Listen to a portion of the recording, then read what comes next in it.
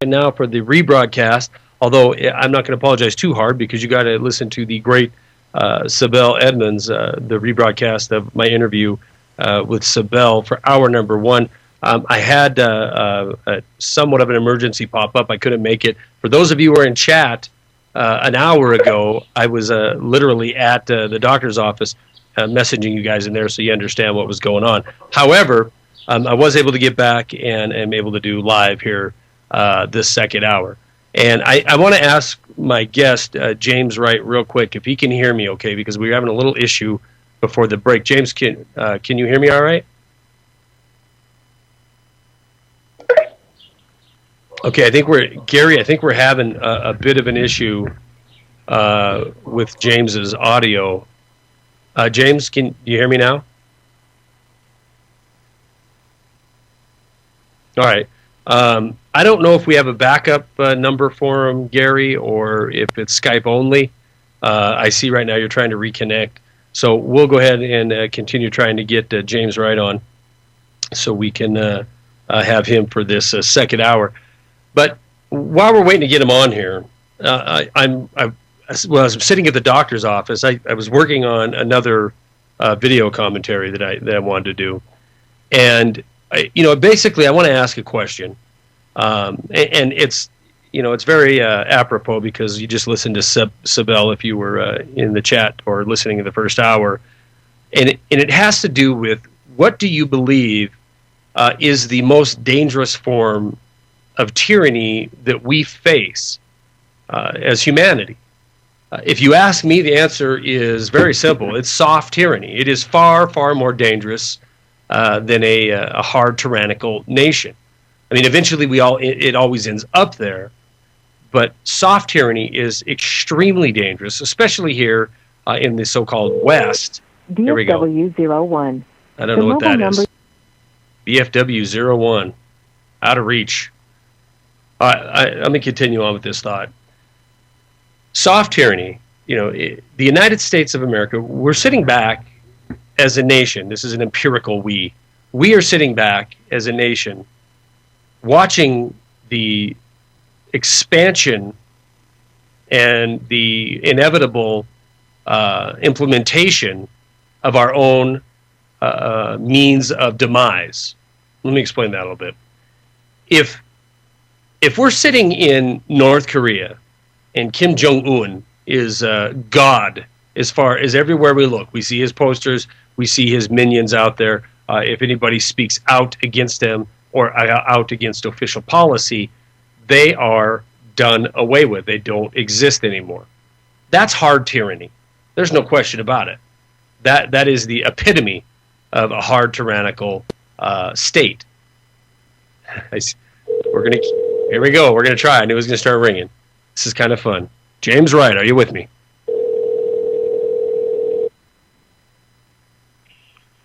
Hello. James Wright, are you with me? Yes. How you doing, man? It's inevitable. Well, it's inevitable. If there's going to be a Skype issue, it's always right as we go live, and that's exactly what I think happened, James. So I'm assuming we got guys. It's really all my fault. I forgot to take the pink frosting donuts with the sprinkles to the guys in the black Suburban out in front of my house. I'll take care of it right now, and hopefully they'll leave us alone for the rest of the show. We've got to get these guys paid off, Gary. I mean, we can't do this all the time. We need to have them paid off. James, are we on a cell phone with you now? Yes. Okay. What was so weird about that was I could see you crystal clear on the video, but the sound just vanished. Yeah. I thought it was going to go there because I had your image up here and it was starting to get a little bit digital on me, and I was afraid that was going to happen, and then it kind of just spiraled out of control with audio, and then the rest of your picture locked up. So I'm glad you have a cell phone and we can continue the interview that way. But let me finish my thought. And James, you didn't hear any of this. I posed a question to the folks: what is the most dangerous form of tyranny on the planet? And in my answer, it's theoretically, if somebody asked me that question, is soft tyranny.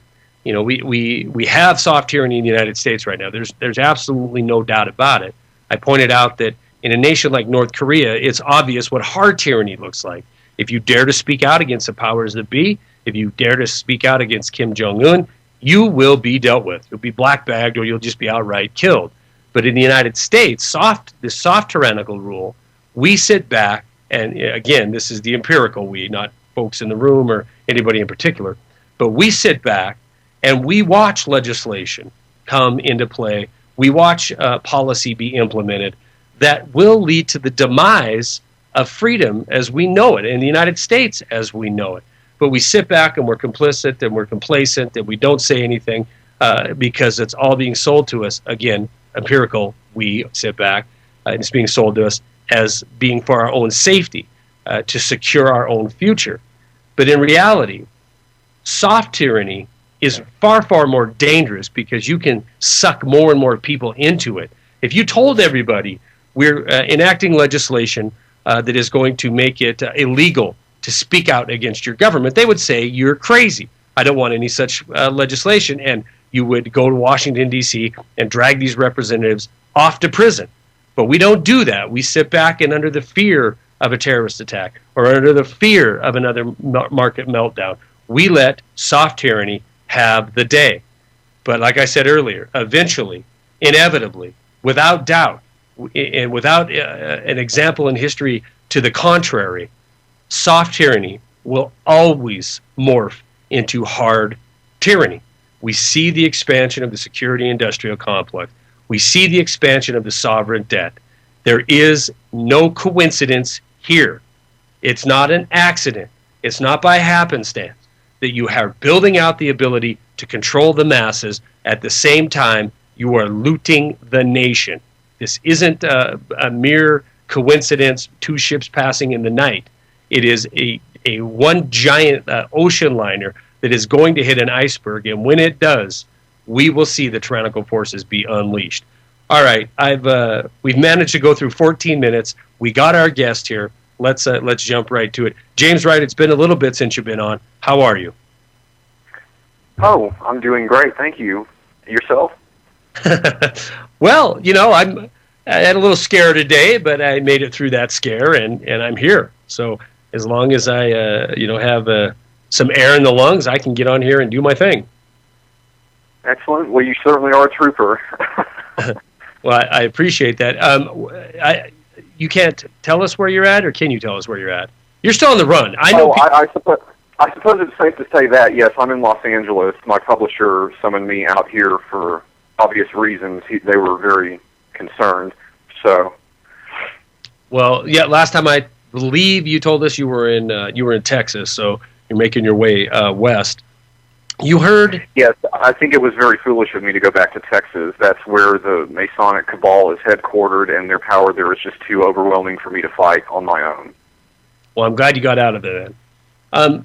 You heard my intro there, my little bit of a monologue. Can you draw some connections on the obvious expansion of police state, right, that we have, the looting of a nation? Can you draw some connections between what you've seen in your life and the path that our nation has been set on, and where we?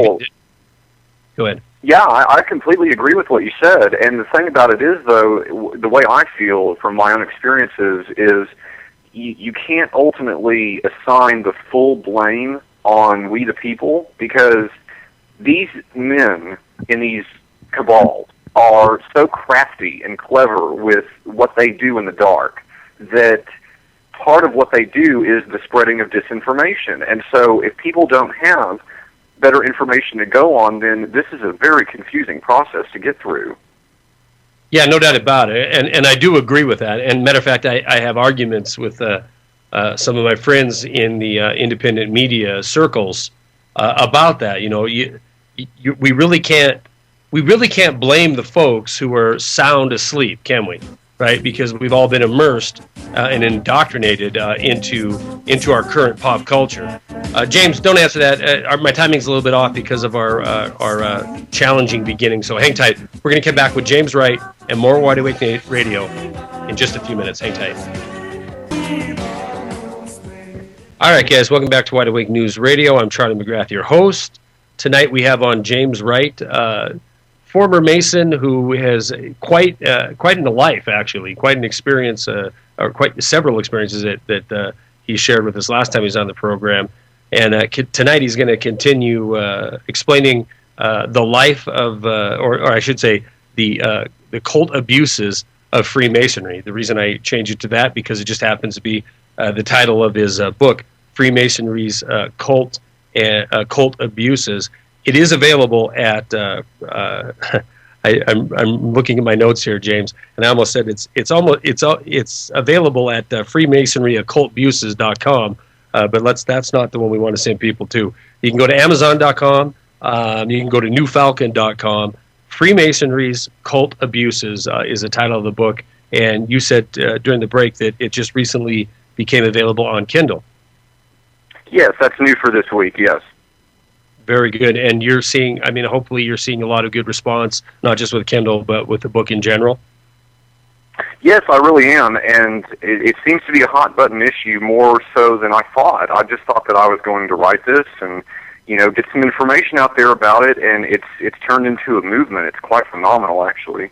So that's outstanding, but it hasn't come without peril either, has it?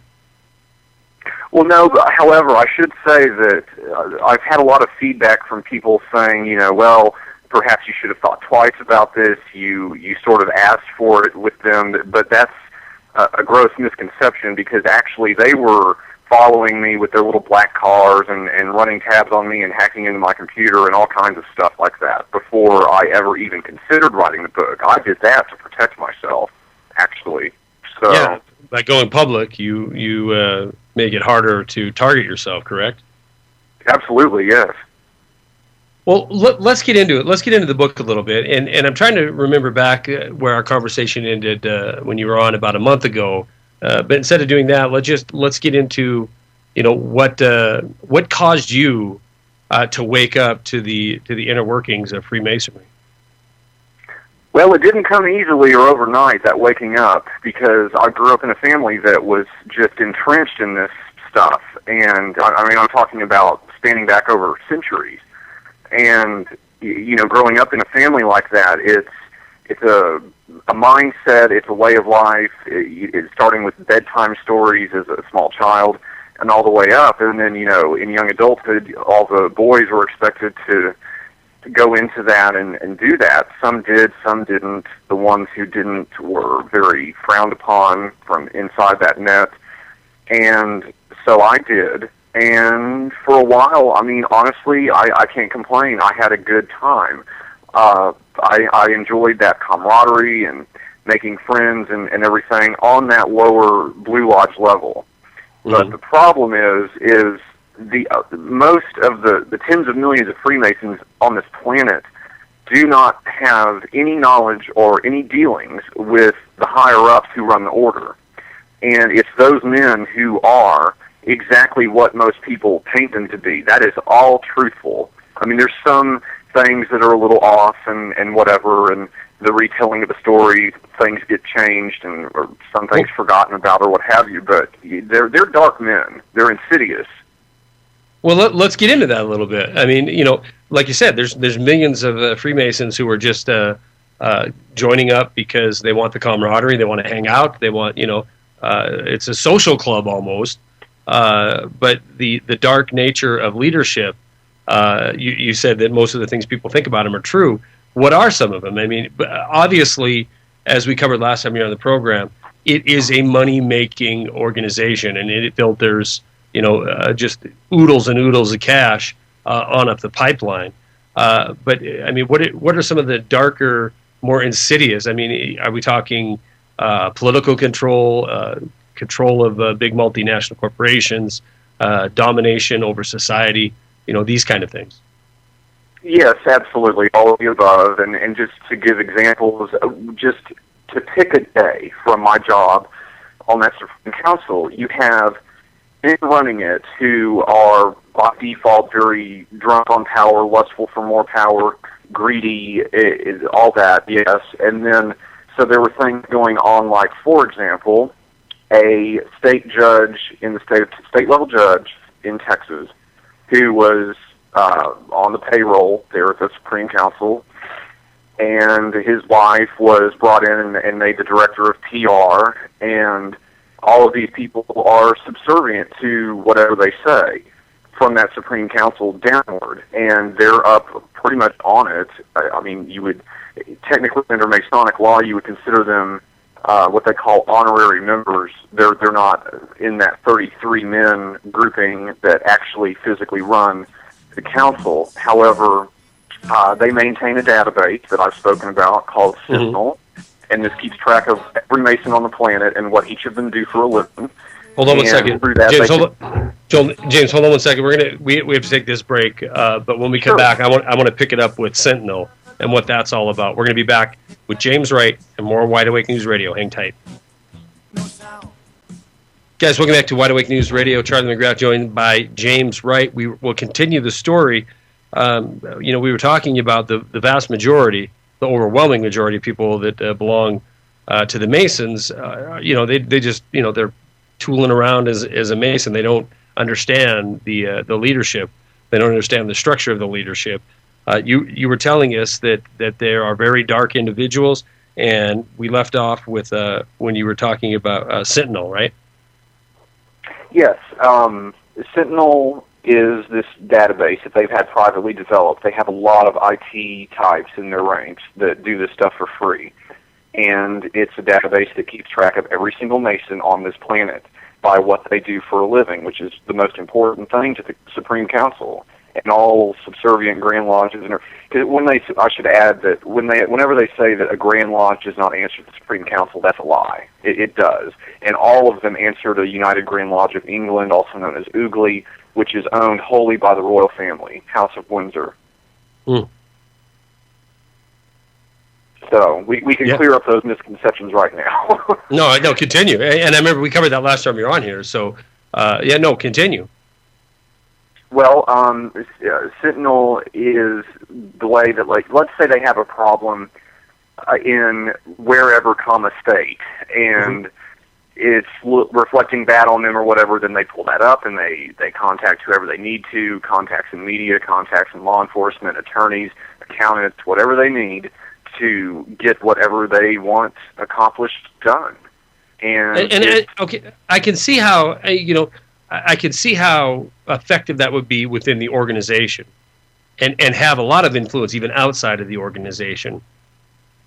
Yeah. But how do they use this influence? Let's say, is it 10 million? Is that the official number globally? Thereabouts, yes. Okay. How are they using this influence to affect society in general? I mean, 10 million globally, that's a huge number, but certainly, it's a small percentage of the global population. How are they using this power and influence to dictate what happens in day-to-day society? Well, basically, they're going to draw in members for the higher ranks that meet one of two qualifications. Either you come from one of these bloodline families like me that they have a very high fascination with, or which that has to do with various ritual components and things like that I myself find very bizarre and unsettling, or they attract members who are in the high ranks of, again, law enforcement or politics or accounting. They had an accountant at a big firm in Dallas, one of the biggest, most prestigious, who they would call to ask private financial information, which is highly illegal, as you know, on various other well-to-do members or lodges themselves that had a lot of money being managed, or things that they should not have been told but were, because the pressure is always to suit these men. Okay, let me ask you this: if one of the big five firms, or this big firm you're referring to, I shouldn't say it was one of the big five because I don't know if it is. I think it's a big four now. But if is he in on it then? If he's at this high position of power within industry, in this case it'd be the financial industry, does he understand that he has an obligation to these folks on top, or is he one of the 10 million members that is thinking, he's just part of this fraternal group? I'm sure he thinks he's part of the fraternal group. However, there's also this other trick that they pull on members, which is, it has a lot to do with that 33rd degree, which is an honorary-only degree. You never actually hope to attain that going through the ranks. And if you ever ask for it, they'll write your name down on a private piece of paper somewhere, and you will never get it. But you can always buy it for about $1 million even, or you can be. They use it as a toy that they dangle over you and tell you to jump, and your response is always supposed to be how high, and that's where that corruption starts. And even that 33rd degree is not the highest. There's so many other appendant degrees and honors and things that come after that as well. So you're never done in your career as a Mason, and that's the part of the. Are they using the promise of glory and grandeur? I mean, I'm yes. Go ahead. These are guys who are looking to have their name emblazoned in brass or busts bronzed of them or whatever. Or rooms named after them in these Scottish Rite cathedrals. Yes, it's all very sick and self-aggrandizing. Well, and that's my curiosity is how are you? I mean, I could certainly see somebody immersed in Freemasonry there for years and years. Maybe they go in, they join up, they're encouraged to join as a young law student, and then they spend 4 or 5 decades with involved in Freemasonry to the point that they are in a position that they can serve Freemasonry, serve these higher echelon folks, but there has to be a motivation that is going to draw them to do something illegal that will go against everything that they've worked for to build up throughout their lives. Maybe it's a prestigious career in the case of an accountant, or maybe if you're a judge or something along those lines. You're risking a lot, and so there must be a reward or some sort of coercion that happens in order for them to be willing to risk this. Well, yes, you're right. And as I spelled out in the book, that mentality begins because of what they say and do on the Master Mason degree. Because you sit there and you take this oath, which includes the passage, "I furthermore promise and swear that I will keep the secrets of a brother Master Mason, murder and treason alone excepted, and these left at my option." Say that again. So, murder and treason alone accepted, and these left at my option. So it's for real. I mean, you make this oath, you're giving up it all. Yes, that's a piece of the Master Mason's oath that I just recited. Yes. All right. Well, it's still fascinating to me that people would be so willing to chuck it all. It's downhill from there. By the time you're 32nd, you're taking an oath, swearing off your own form of government, and adopting what they call the Scottish Rite form of government, as they word it, more older than any other form of government, more stable, and so on. So you're literally taking oaths against, in this case, it'd be the U.S. government. You're taking oaths against any other authority other than Masonry. Yes, absolutely. This is why I've called for Freemasonry to be shut down within the ranks of our politics, because it's a complete conflict of interest. No doubt about it.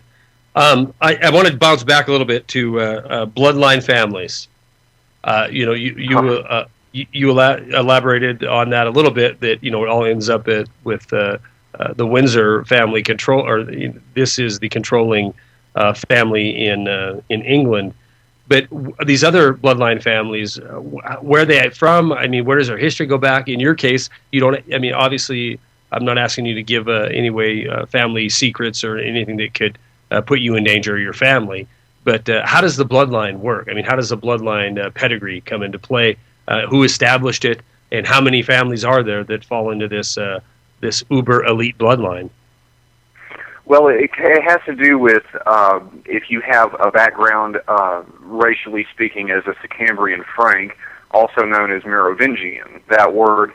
And if you do, then that means that you originate in these, well, not originate, but you have a background in these Templar bloodlines of medieval times, which obviously is synonymous with Masonry, or what it was in a previous form, I should say. Mm-hmm. And so, these are families that bred their sons to fight as warriors. So a lot of people, I'm sure, will understand that when I make a reference, like what happens when you breed dogs to fight, they become pretty mean. Yeah, yeah, throughout the generations. So that's exactly what's happened with this. And there's a lot of good information out there about it, but there's so much disinformation, and they like to promote the disinformation side because they don't want to own up to this. When we come back, I want to talk a little bit about that disinformation. Some of it you've recently shared with me off air, but the elaborate hoax that is played on the people of this world by the Freemasons. We're going to be back with James Wright and more Wide Awake News Radio in just a minute. Hang tight. All right, guys, welcome back to Wide Awake News Radio. James Wright, former Freemason, is our guest, and we were talking about his book, Freemasonry's Cult Abuse. Continuing the conversation during the break, fascinating. He's actually got me looking at some of the folks that he personally knows down there in Texas.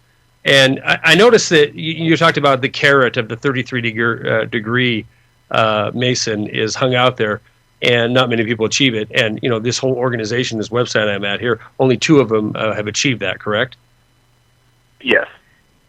Yes, they're very selective with that. They pulled it over everybody's head all through their life.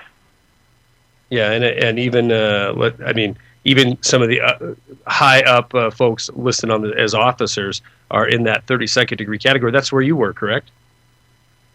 Yes, and actually, a lot of people don't realize this, but with this honorary system of you'll be good and do what we say, and we'll give you this 33rd degree and all that. There's a degree that comes entirely before that. We used to joke and call it 32.5, but it's called KCCH, which stands for Knights Commandery Court of Honor. So you're 32 KCCH. Would you see that behind their names? That's what that means? Okay. Yes, or AKA a red cap, yes. Okay, well, I'm seeing their general secretary has achieved that 32-degree KCCH. Yes, the general secretary usually has that rank. As well as the vice master. It's just creepy. It's just, I've talked to you before, and I understand, more than most, but certainly not as in-depth as somebody who's lived it like you, how this organization is structured and how it becomes a cult in and of itself. But to see these people that look completely innocuous, and then to know what the capacity of these individuals are, it's pretty frightening. Yes, it is. When I got to know them on that level after I worked on Supreme Council payroll and dealt with them for 12-hour days every day, that was the first most shocking thing that started to awaken me. Was these men that I had known from lodge functions around Dallas were, by day shaking hands, smiling, cutting ribbons, handing giant novelty-sized checks to charities and things like that. But at night, you want to talk about shape-shifting. Well, as far as I'm concerned, it's a metaphor, and these men do it.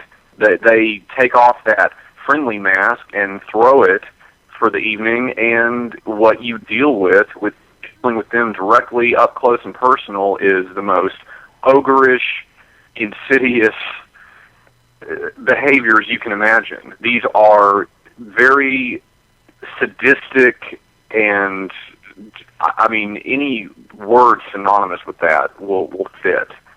I realize your book, it probably has all this information in it. Can we find out some of this, the insidious? Can we delve into the insidious nature of these people by reading your book? Oh yes, just as an example, the Secretary General that I worked under, I was the special assistant to and I trusted him. He was, as far as I was concerned, a great mentor and a friend and so forth. But when the stuff that started happening to me inside that net began happening, and I raised my concerns to him being my boss directly, he completely turned on me and tried to basically assert that, he could help me, but if he was going to help me, then I needed to help him, and he was making a sexual reference. He came over to my aunt's house to meet me and fully came on to me. I mean, it's just one oh my God thing after another, and yes, it's true that they had all that DMLA, which is the Children's Masonic Youth Group molestation scandal in the 1980s there at the Dallas Scottish Rite. That's all been covered up. Yes, it's true that they run this Masonic chip program for children to stick their chip corporation RFID devices in all of our children. It's so out of control. These are the things they talk about after ribbon cutting and novelty check handing out. I mean, these guys are planning this kind of. I'm trying to paint a picture in my mind of the persona that they put out there, and then listening to who's somebody like you who's been in there, and what kind of switch is flipped, and what do they go from talking about charities to talking about controlling and RFIDing children as soon as the cameras are off, type of thing? Yes, they would never admit that to a public function, Q&A, or anything. And to any Masons who would listen to me saying this stuff and no, that can't be true, well, you better believe that your Grand Lodges of your states are not running your lodge or the Masonic system that you know anymore. That Scottish Rite Supreme Council Southern jurisdiction is. That is absolutely true. And there's too much evidence to deny it. And even the people you work for, would they admit to you that they control it all when, after hours? Oh, privately, they all pat each other on the back for being masters of the universe, yes. Huh. Unbelievable. They're sick. Sick. And to them, the Scottish Rite mentality is Albert Pike, the man, was basically to them a demigod. He's the one that reorganized it, restructured it, got the Supreme Council moved from South Carolina to Washington, D.C., right across the street from the White House. He was a very instrumental figure in all that, and they pretty much worship him, not ultimately, but they put a lot of their faith in his credo and everything. And what is their theology for the 3 world wars? Yeah, I interrupt you. Albert Pike is the one that called for. Yeah, Albert Pike, 1871, called for 3 world wars, 2 of which have come to pass, and the third exactly as he wrote. Yeah. Yeah. What is their theological perspective? I mean, do they encourage you to worship one way or another?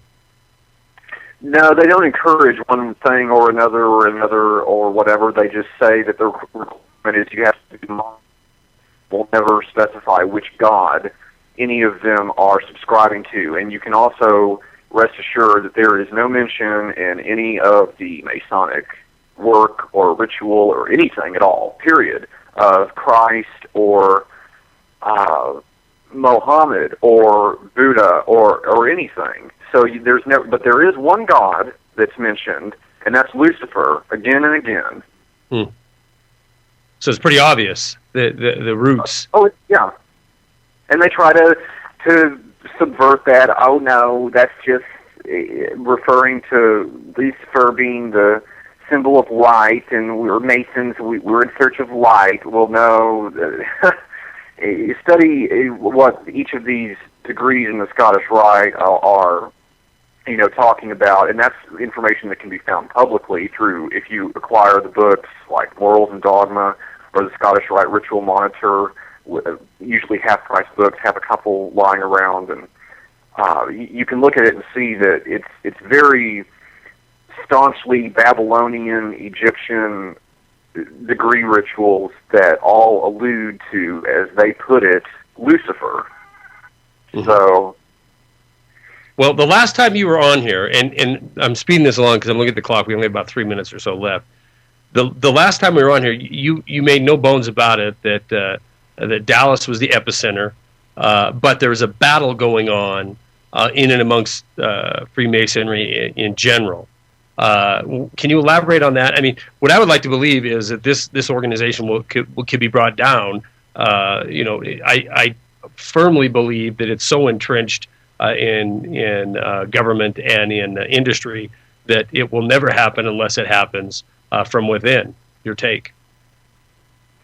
Well, there is so much infighting that goes on because what does someone with power want? More power. So they're, of course, absolutely going to fight with each other quietly up there on their lofty seats and what have you. So you have this sort of war going on that's been going on for about 120 years within the order, and that's the York versus the Scottish Rite. The York Rite would be your Blue Lodges and Grand Lodges and Templar commanderies, and then the Scottish Rite would be everything else and the Supreme Council and all that. And they've done a lot of subvertive things to the York Rite that have bankrupted a lot of lodges. A lot have had to consolidate to survive, and so on. And it's very sad when you look at that there is good that can come out of a neighborhood Blue Lodge if they would toss aside all of this domineering S&M ritual and just do what they say they do publicly.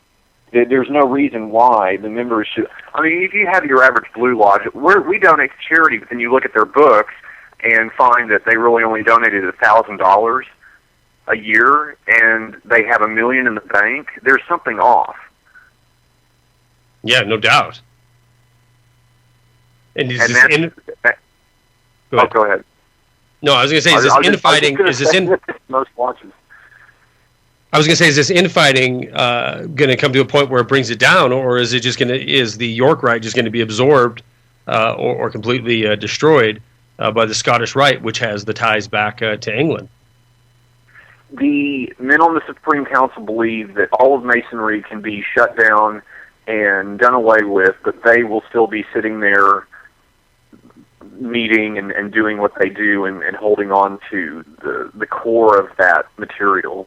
And that's actually what happened after the Morgan Affair in 1826, when public outcry almost did completely shut them down in America. And so that Supreme Council pulled back, and they met privately in the basements of mansions around South Carolina and waited for 2 generations to die off and forget about it. So they're certainly thinking long into the future. Oh, yes, very much so. They're in it for the long haul. Yeah, well, obviously, you're talking bloodlines that go back to when? That they consider to be holy and righteous? They believe so, yes. I mean, they go back as far as time, I would say, but really the key things in history that they subscribe to with all that stuff kind of climax around the 1200s to 1400s. James Wright, tell us real quick again what site to go to that we can purchase your book. NewFalcon.com, that's my publisher. You can get it there direct for a reduced rate, or it's on Amazon. The Kindle is now available as of yesterday. And my site is facebook.com/Occupy Freemasonry, one word. It's all one word. Yeah, no spaces in there. We didn't get time to get into why you don't want to put spaces in there. Facebook.com/Occupy Freemasonry, all one word. The title of the book, Freemasonry's Cult Abuses, again at newfalcon.com or amazon.com. James Wright, be safe, and thank you very much for coming on here and giving us a look inside this organization that is chilling. Thank you, Charlie. It's always a pleasure. You bet. Be safe. All right, guys. Stay tuned for Jeff Prince, because he is coming up next.